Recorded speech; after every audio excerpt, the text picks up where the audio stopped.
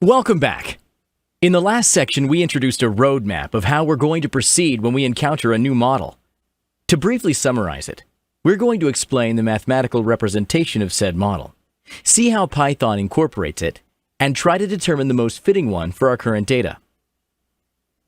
Okay.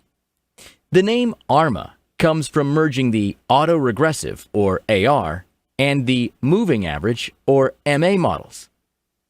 In analysis, we tend to put the residuals at the end of the model equation, so that's why the MA part comes second. Of course, this will become apparent once we examine the equation. Let's take a look. Once again, let's suppose that R is some random time series variable. Then, a simple ARMA model would look something like this. R in period t equals some constant c plus phi 1 times r in period t minus 1 plus a numeric coefficient theta 1 times epsilon in period t minus 1 plus epsilon in period t. We've already seen all parts of this model when dissecting the AR and MA models of the last two sections, so I suggest we quickly go over all of them. For starters, RT and RT-1 represent the values in the current period and 1 period ago, respectively. Similarly, epsilon t and epsilon t-1 are the error terms for the same two periods. As before, c is just a baseline constant factor. The two remaining parameters are phi 1 and theta 1. The former expresses on average what part of the value's last period is relevant in explaining the current one, while the latter represents the same for the past error term. Just like in previous models, these coefficients must range between -1 and 1 to prevent the coefficients from blowing up. Of course, in more complicated models, phi I and theta I would express the importance of the values and the error terms for the ith lag. Right. Before we move forward, we need to specify some aspects of defining ARMA models. For instance, each model of the kind is defined by two orders. One is the AR order, while the other is the MA order. Just like in the ARMA method in our code, the first is associated with the autoregressive components, while the latter represents the moving average parts. Hence, an ARMA PQ model takes the previous values up to P periods ago, but also takes the residuals up to Q lags. It's crucial to understand that the two orders can be, but mustn't necessarily be, equal in value. This is vital because usually either the error term or the past value loses significance faster. Hence, many realistic predictive models have different autoregressive and moving average orders. Great. So we're familiar with the model, and we're ready to see how an ARMA 1-1 fits the data. Thanks for watching. Welcome back. In this lecture, we'll see how to fit a time series into a simple autoregressive moving average model. In this case, the simple version includes one previous value as well as one past error term. We'll still be using the ARMA function from the last two sections, so there's no need to import any new packages here. Let's get coding. You've seen how to define a model for an AR as well as an MA model, so this next part should look extremely familiar. Just remember to set the order to 1, 1 and adjust the names of the variables accordingly. Now that we've defined it, we're ready to fit it to the data and examine the summarized statistics. As we've already done before, let's begin by focusing on the p-values for each coefficient. We see that only the constant isn't significantly different from 0. Since we're using returns, it is within reason for returns to be centered around 0, so this is completely acceptable. What we see next is that the autoregressive coefficient is positive, while the moving average one is negative. A coefficient of over 75% suggests there is a positive tendency between past and present values. In other words, returns move in trends of consecutive positive or negative values. This translates to periods of persistent increases or decreases when translated to prices. The negative MA coefficients are slightly harder to interpret.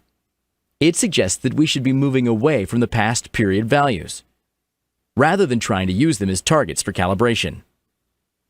One possible explanation from a financial perspective is that these past error terms ensure we don't get a fool-in-the-shower type of error. To elaborate, we want to prevent our targets from moving before we've accounted for them. Okay, we've examined the coefficients, so now we're ready to move on to more complicated models, right?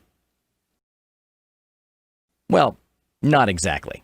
Since the ARMA 1.1 is simultaneously an extension of the simple AR and MA models, we should run the log likelihood test to determine if it's a better predictor.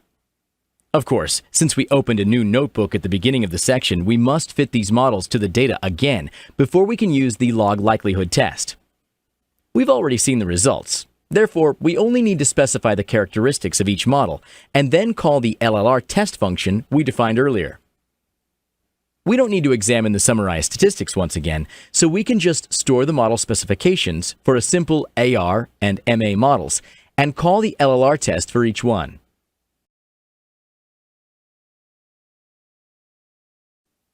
Since the ARMA 1.1 contains 2 degrees of freedom and the AR1 and MA1 have 1 each, the difference is 1. This is also the default value we set for the DF argument, so we don't have to specify it. If we decide to run the 2 LLR tests in the same cell, it's best we indicate which result we're printing to avoid confusion when quickly going through the outputs. Now the p-values for both tests end up being equal to 0. This suggests that using past errors in conjunction with past values result in much better estimators. Another way of interpreting said results is that our past estimators perform better as predictors than actual past values. This is a bold statement to make. However, if it's true, that means that ARMA models ought to perform well in forecasting values into the future. Of course, we shouldn't try to run before we walk, so let's first settle on a single ARMA model which mimics the data best without overfitting. We're ready to try our higher lag ARMA models and see which approximate the data best. Thanks for watching. Welcome back. We already completed the same course of action for the autoregressive and moving average models, so this lecture should feel very intuitive. However, there is one major difference we need to mention before starting our approach here. With AR and MA models, we start from the simplest model and keep on adding lags, as they have a significant effect on the accuracy of our predictions. For ARMA models, however, we usually take a different approach. Since we're combining AR and MA, it is reasonable to believe that describing the data would require fewer lags. On one hand, taking into account error terms would allow AR models to calibrate faster and adjust to some huge shocks. In this case, we use shocks to mean unpredictable significant shifts in value from one period to the next. On the other hand, adding past values would give MA terms a much better foundation for predictions than the constant factor in the model. So we'll start with an over-parameterized model with several lags for both the AR and MA components. To clarify, we're referring to past values and their associated coefficients as AR components and past residuals and their associated coefficients as MA components. We'll then start decreasing the number of lags and test different models until we find one with all coefficients significant, with a high log likelihood and low information criteria. Such a model would describe the data best, but it could also be overfitting. Just several hours from now, we'll be checking which models approximate the data set too well by fitting the test data. For now, let's focus on picking the orders for this ARMA model. Since the ACF and PACF gave us a very good idea of the appropriate number of lags for the MA and AR models, we should once again have a quick glance at the 2 plots.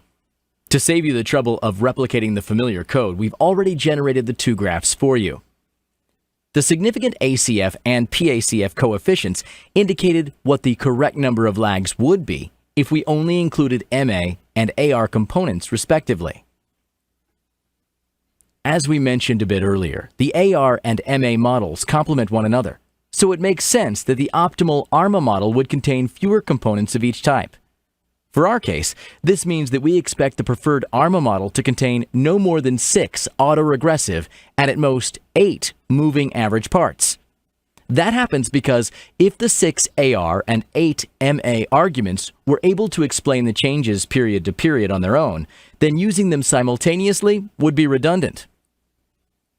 Fantastic! Earlier in the lecture, we stated that we often start with an over-parameterized model. We could choose a really complicated multi-lag one like an ARMA 8.6, as mentioned above. The downside is that many of the coefficients would probably cancel each other out. Fitting such a complicated model can be a slow process, so to save the time it takes for this model to converge, here is what its summary table looks like. We can notice that 10 of the 14 coefficients, excluding the constant, are not significant. This proves that the model is unnecessarily complicated, since less than half of the coefficients are significantly different from 0. Hence, if we assume ARMA 4.3 is half the ARMA 8.6, then starting with a simpler ARMA 3.3 sounds all the more sensible. Okay, as you might suspect, to define and fit such an ARMA 3.3, we need to adjust the orders to 3.3 and change the names of the variables accordingly. Remember, when we set up the naming system for the models we wanted to store? Well, lucky for us, we have the chance to put it to good use once again. Please remember to also use the LLR test to check if the new model is a better predictor than its simpler counterpart. We should also set the degrees of freedom to 4, since the current model estimates 6 coefficients, while the previous one computed only 2. Of course, those 6 coefficients come from the 3 AR and the 3 MA components in the more complicated model. Now, on to the summarized statistics. Again, we start by examining the p-values. We can notice that the first lag moving average coefficient is not significantly different from 0. This suggests that it may be irrelevant, so a lower lag model might be of better use. Apart from this, let's check the LLR test. It suggests that ARMA 3.3 makes better estimations than the ARMA 1.1. Therefore, if ARMA 3.3 is not the optimal model, then we expect the best fit to be somewhere between ARMA 1.1 and ARMA 3.3. Okay, so what we can do is lower the AR orders, the MA orders, or both. But how do we decide where to start? We'll see in the next lecture. Hi! In our last lecture, we examined an ARMA 3.3 model. We established it was superior to an ARMA 1.1 model and suggested that the optimal model is most likely located somewhere between 1 and 3 AR and MA orders. So let's reduce the lags of our ARMA model. But where do we start? Well, we still want a complicated model, so we begin with the models that consist of 5 total orders. Hence, it makes sense to try the ARMA 3.2 and ARMA 2.3 models next. Since we're going to check out both, it makes little difference which we start with. So let's go for the ARMA 3.2. Once again, the code required to define and fit this model is pretty much the same with several small alterations, revolving around the order and the variable names. We see that all coefficients apart from the constant are significantly different from 0, even at the 1% significance level. However, the constant being 0 shouldn't bother us when we model returns, because returns in an efficient market should be close to 0 anyway. Therefore, none of the p-values for this model are troublesome. Next, we can notice how, as the lags increase, the absolute values for the AR as well as the MA coefficients decrease. This supports the idea that the further back in time we go, the less relevant values and errors become. Of course, this doesn't necessarily hold true for every model, but such a trend makes our predictions seem much more realistic. Plus, positive MA coefficients suggest calibration efforts. Let's elaborate a bit more. If our model prediction was lower than the actual value, we'd get a positive residual value. Thus, by taking this positive value and multiplying it by a positive coefficient, we get an MA component with a plus sign. This results in an increase in the value of our predictions for the next period. So we try to close the gap to the actual value, hoping the pattern will translate into the future. Similarly, if our predictions are higher than the true values for that period, the residual would be negative. Thus, multiplying a negative residual by a positive coefficient leaves us with a negative MA component. Therefore, our next prediction would be lower, so we are once again trying to get closer to the actual values. Now, what about the negative autoregressive coefficients? Well, those more or less match our expectations of an efficient market. This statement might sound incredibly bold, so let's explain. If returns for a given period are positive, then multiplying the values by a negative factor will move their effect in the opposite direction. We expect an efficient market to have a mean of 0 over time. Therefore, every period of positive returns is followed by one with negative returns. The assumption is that it allows us to remain close to the mean of 0, regardless of the starting and ending periods in our sample. This is yet another case which shows why ARMA models are good estimators of stationary data. Without getting too deep into the financial rationale behind said results, we should examine some of the other models as well. Here, we don't need to use the LLR test to compare the ARMA 3.2 with the ARMA 3.3, since complicating the model results in non-significant coefficients. Thus, even if the 3.3 yields higher log likelihood, we should avoid using it. Alright, we can fit either the ARMA 3.1 or the ARMA 2.3 next. Since they are the most complicated models, we are yet to test. Let's go with the one with the greater number of total lags, the one with 2 autoregressive components and 3 moving average parts. Code-wise, you already know what alterations need to be done to the order argument and the name of the variables. And once we make the necessary adjustments, we can explore the summary table. Just as the case with the ARMA 3.3, one of the moving average coefficients is not significantly different from 0. So we should avoid using this model. Since both models can be simplified, we can't expect the LLR test to provide a fair assumption of one model being significantly better than the other. By simplified, we mean that there are simpler models which are just as good estimators. We can still run the test and try to make sense of the result.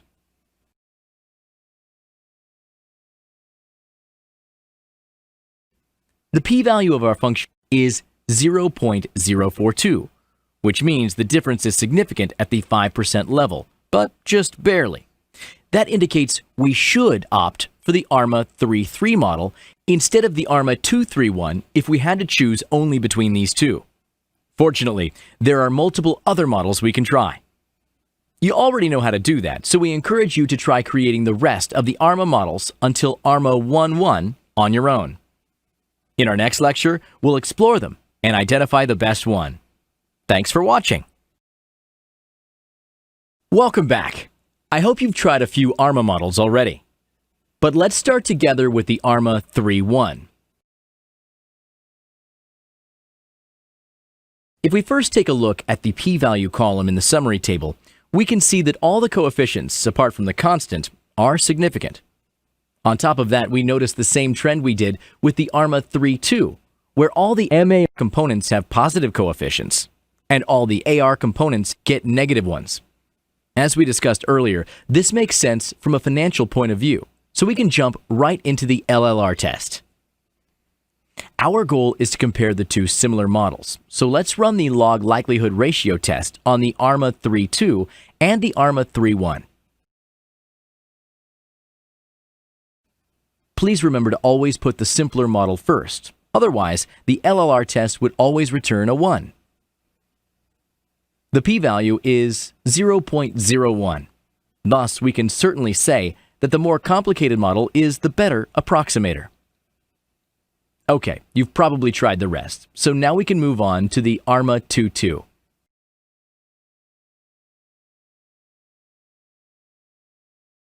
But wait, we see that not one, but 2 of its parameter coefficients are not significant.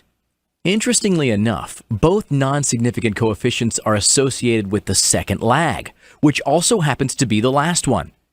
This leads us to believe that simpler models like the ARMA 1.2 or the ARMA 2.1 would outperform it. And that signals us to avoid the ARMA 2.2 at all costs. Okay, I'll proceed with ARMA 1.3 then. First, we must make the necessary adjustments to our code so we can examine the summary statistics.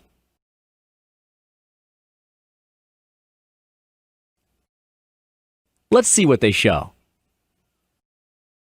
For starters, we get all 4 coefficients to be significant, so this model actually has a chance to be a good predictor. Usually, we'll go on to use the log likelihood ratio test here to compare it with the ARMA 3.2, but the two models aren't nested. Of course, such an issue could never occur with strictly AR or MA models because any lower lag models are nested in more complicated ones. To quickly elaborate on this notion, suppose we have 2 models of interest, ARMA P1Q1 and ARMA P2Q2. The second model is nested if and only if the following 3 conditions are satisfied. For starters, we need P1 plus Q1 to be strictly greater than P2 and Q2. Moreover, we need P1 to be greater than or equal to P2. The third condition dictates Q1 to be at least as big as Q2. Of course, since an ARP is equivalent to an ARMA P0 and an MAQ is the same as an ARMA 0Q, it suffices for P1 to be greater than P2 for the ARP2 to be nested in the ARP1. Now that we've made this clear, we can go back to comparing ARMA models. In our case, the ARMA 1.3 contains more moving average components than its more complex counterpart, the ARMA 3.2. This means the third condition is not satisfied, so the LLR test becomes void. When this happens, we manually compare the log likelihoods and AICs of both models. In case you forgot, our preferred model should yield a higher likelihood. At the same time, it should have a lower information criterion. We can do a side-by-side comparison of the summary tables of the two, or write a bit of code to get their LLRs and AICs. The latter seems to be much more convenient here, so we're going to print out the LLF and AIC arguments of the results variables for the two models we want to compare.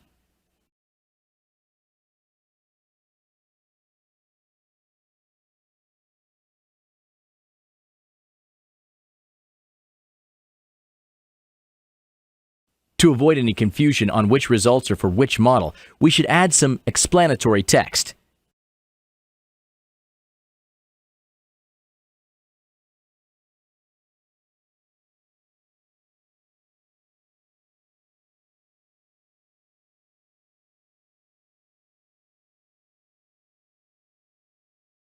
Additionally, we can implement the \t command, which tabulates the results on the screen.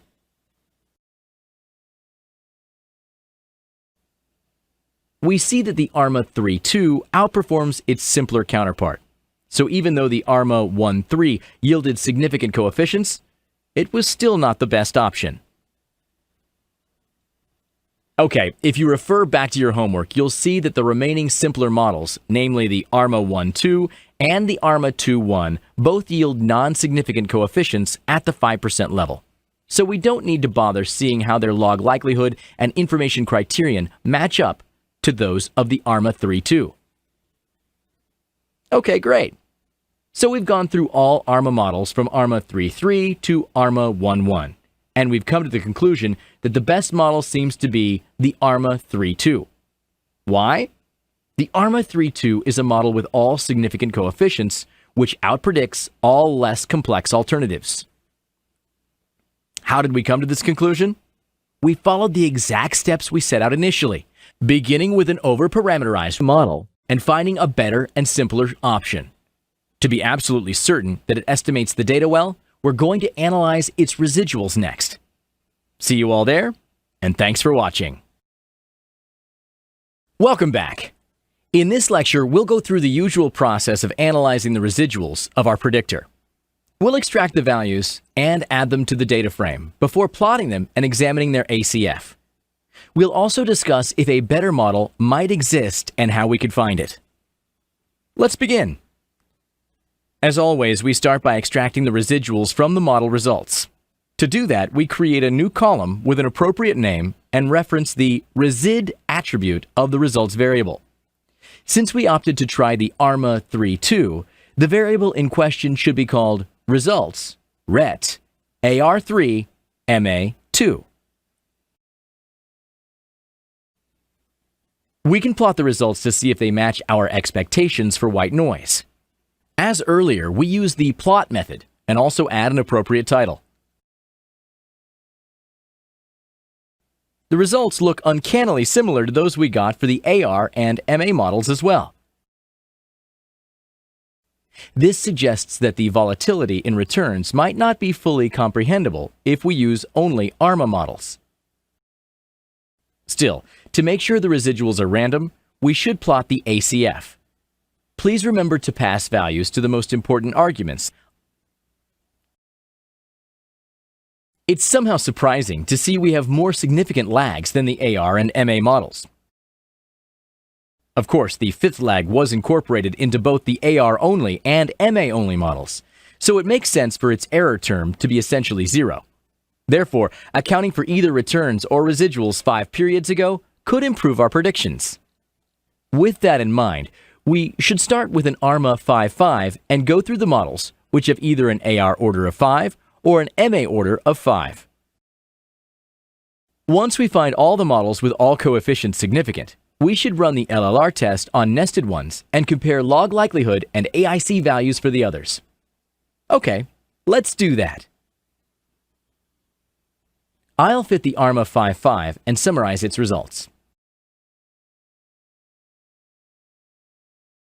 We can see that all but 3 of its coefficients were significant. Hence, taking both returns and residuals 5 periods ago is redundant, and we should only focus on one of the two. To make things easier, we went through all 8 remaining models to see which ones yield significant coefficients at the 5% level. The good news is, there are only 2 of them, the ARMA 5.1 and the ARMA 1.5. For practice, you can try fitting the remaining 6 models and examining their summary tables. The 2 models that we've identified as viable have the same number of degrees of freedom, so we can't apply the LLR test. Instead, we must compare their log likelihood and AIC values. Since we haven't specified and fit these 2 models in our code yet, now would be a great time to do so. Even though we don't necessarily need the summary tables for this next part, good practice dictates we print them out so we can comment on the coefficients later on if we wish to. Okay, so we can extract the log likelihood and the AIC for each model from the results variable by calling the LLF and AIC attributes respectively. Of course, according to semantics rules, we should output some text that refers to the model we are exploring, along with the results to avoid any confusion. But all of this probably feels familiar since we already did it in the previous lecture. We clearly see that the ARMA 5.1 yields a higher likelihood while requesting lower information criteria. Hence, it is the superior choice between the two. Okay, so this is an interesting situation. Like a knockout tournament between ARMA models, the ARMA 5.1 has reached the finals and must be compared to our original choice for the best model, the ARMA 3.2. Since we fitted said model to the dataset, we should have the results stored in the results returns AR3 MA2 variable. Let's extract and print the log likelihood and AIC values for the ARMA 3.2. We just did that for the other 2 models, so adjusting the code should be relatively easy.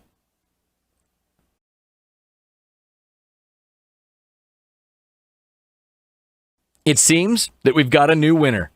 The ARMA 5.1 model has higher log likelihood and a lower AIC, which justifies our choice and makes it the best model yet. This is solid proof that the ARMA 3.2 model might have been way too simplistic for the task. AR and MA models have ACF and PACF that provide the suggested optimal number of lags needed. Unfortunately, ARMA models lack such functions. Therefore, we can make the mistake of starting off with a model whose order is lower than the optimal one. This is why examining the residuals is crucial in finding the best approximator. Okay, now that we've discussed this, let's go back to the error terms. Since we found a new optimal model, we must find its error terms, right? As earlier, we need to extract them from the results variable. If you recall, we create an additional column to the data frame and store the residual attributes in it. Once we're ready, we can call the plot ACF method and pass the newly created column as an argument. Of course, we also set values to the other important arguments of the function before adding a title and setting its size. We see that not only is the 5th lag not significant anymore, but neither is the 8th, nor any other lag before the 18th. If we want our model to resemble the dataset more closely, we could include even more lags into our model. However, this will predispose the model to failure when facing unfamiliar data. Including so many lags will help us know with confidence how this specific dataset moves, rather than understand how the actual market returns fluctuate. So, as we stated earlier, the effects of returns and errors tend to diminish over time. Therefore, the further back in time we go, the less relevant the values are in predicting the future. Since more than 10 of the first lags are not significant, we can say the residuals are pretty much random, which is what we were trying to achieve. Okay, this was a great lecture. Next, let's find out how ARMA models handle non-stationary data, like prices. Thanks for watching. Hello. In this lecture, we're going to see how ARMA models perform when they are fed non-stationary data, such as market index prices. We'll quickly reapply the same approach we used on returns and see how using non-stationary data affects our work. By now, we've learned that the AR and MA models fail at predicting non-stationary data on their own. Before we fit any over-parameterized model, let's have another quick look at the ACF and PACF values for prices. I've already compiled the necessary code here. Once again, we see that all the ACF coefficients are significant, as well as 6 of the first 7 PACF ones. Of course, the ACF suggested using infinitely many MA components. Obviously, that's unrealistic. Lucky for us, the additional materials in the previous section showed how an infinite lag MA model with certain restrictions is equivalent to a simple autoregressive model. Therefore, as long as we include AR components, we should be able to describe the data well by using a finite number of total lags. Okay, let's start with a simple ARMA model and examine its residuals. Once again, we need to use the ARMA method to define the model and pass on the market value column of the data frame as an argument. After setting the order, we need to fit the model and summarize the results.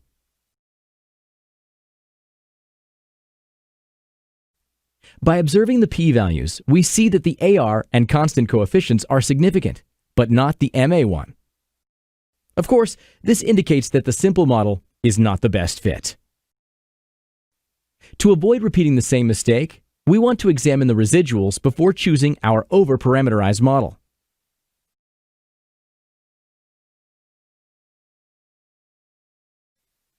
Next, we call the plot ACF method and plug in the new time series as an argument. Of course, we also add an appropriate title before showing the graph. We see that 5 of the first 6 lags are significant, so we must amend this. Last time, we did so by accounting for up to that many lags in our model, so we can follow suit. Let's fit an ARMA 6.6. We make the usual corrections and we run the cell and get an error message. If we scroll to the bottom, we'll see a text which describes the problem. it appears that the initial AR coefficients Python calculates are not stationary. There are three solutions. First, inducing stationarity, which we do by transforming the data into returns.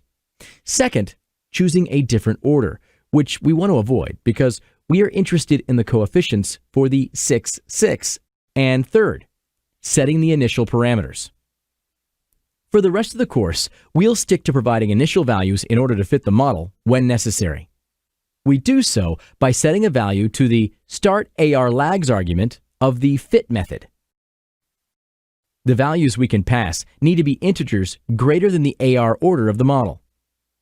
If the method fails to compile, we continue increasing the starting lags until we get our summarized table. In this case, we tried out all values from 7 to 11 until the method ran without any errors. You can test this on your own to make sure our choice was accurate. Okay, we see that some of the coefficients are not significant, so we should lower the total number of lags and conduct a trial and error approach. That means we should try all models which contain either 6 AR lags or 6 MA lags. To save you the trouble of going through all 10 of these models, we'll give you the ones which consist of all significant coefficients. The only two we found suitable were the ARMA 5.6 and the ARMA 6.1. Note that the ARMA 4.6 contains only a single non-significant coefficient, and its p-value is just over 6%. Therefore, if we were using 10% significance instead of 5%, the 4.6 would also contain only significant coefficients. However, since analysis often requires higher precision, we'll omit it from the analysis and concentrate on the ARMA 5.6 and ARMA 6.1 models. Now would be a great time to define and fit both models so we can compare their log likelihoods and information criteria. To avoid stationarity among AR coefficients, once again, we need to provide values to the initial arguments. So we set the starting AR lags to 7 for both models. Of course, you can experiment with different numbers of lags. However, we should get identical results as long as the code compiles. Once we're done, we repeat the action of printing the log likelihoods and AIC of both models. We're already familiar with that, so I'm sure it will be easy for you. We see that the ARMA 5.6 outperforms the ARMA 6.1 since it holds a lower AIC and higher log likelihood. Hence, this should be our preferred model. We've already seen errors in this method, so we need to extract the residuals and comment on their ACF. At the beginning of this lecture, we did the same for the ARMA 1.1, right? This means we can simply go back, copy the code, paste it in a new cell, and make the necessary adjustments to the names of the variables we wish to extract and plot. In this case, we are using 5 AR and 6 MA lags, so we need to change all the AR1, MA1 to AR5, MA6. Fantastic! Observe how of the 40 lag coefficients for the ACF of the residuals for prices, only 3 are significantly different from 0. Some of them are positive, others are negative, and there seems to be no apparent pattern whatsoever. In short, the residuals resemble white noise, so our solution of model seems very good right now. But didn't we say that ARMA models perform poorly when modeling non-stationary data? Well, let's have a quick glance at the log likelihood and compare the one for returns and prices. We already have the LL value for the ARMA 5.6 for prices on the screen, and the value is a little over negative 26,600. To compare the two models, we need to print the LLF attribute of the results variable for the ARMA 5.1 model for returns. Make sure you add the returns indicator, RET, to the name of the variable, since that is how we stored the results earlier. Thus, we print out results, returns, AR5, MA1, .LLF. Of course, we can also print out the AIC just in case. Now we see that for returns, compared to prices, the LL is between 3 and 4 times greater, and the AIC is several times smaller. This comparison clearly states that even though we can model prices using ARMA models, they perform much worse compared to their ability to estimate stationary data. Obviously, that is because something is missing. In the next lecture, we are going to discuss how to adapt ARMA models to handle non-stationary data like index prices. Thanks for watching. Welcome back. We established that ARMA models perform well when modeling stationary time series data. However, they often perform subpar when computing the coefficients of non-stationary data. However, there's an extended version of the ARMA model which helps us when dealing with non-stationary data. It's called the ARMA model, which is short for Autoregressive Integrated Moving Average Model. The integrated model accounts for the number of non-seasonal differences we need to examine to establish stationarity.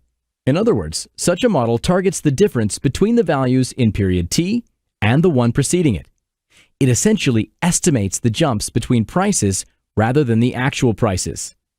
In a sense, it assumes a sort of random walk element to our data set and models the differences from one period to the next, instead of the values themselves. The purpose behind this complication of the model is to ensure stationarity, no matter the underlying data. For some types of data, including a single factor of integration is enough to reach stationarity. When you think about it, transforming prices into price returns is a way of brute integration. We simply took a manually integrated version of our dataset and we scaled every element with respect to the previous one. Of course, since we did not multiply the entire integrated time series by a constant, returns are slightly different than simply integrated prices. However, similarities between the two time series are apparent, so we should consider which models describe returns best when dealing with integrated prices. Now that we know the existence of this tool, we are finally ready to model and estimate non-stationary series like market indices and the lot. Our next section will deal with the algebra behind said models and the techniques to find the models that best describe the FTSE prices. See you there, and thanks for watching.